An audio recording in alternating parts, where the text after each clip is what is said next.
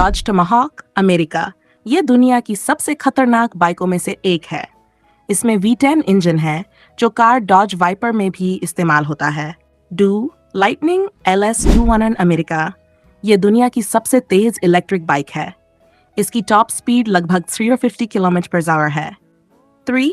Kawasaki Ninja H2R। ये एक supercharge bike है जिसकी टॉप स्पीड 400 किलोमीटर/आवर के करीब है। 4.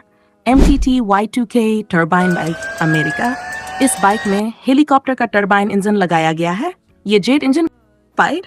Suzuki Hayabusa Japan. यह बाइक अपनी स्मूथ लेकिन धमाकेदार स्पीड के लिए मशहूर है। लगभग 300 miles/hour की स्पीड तक जाती है।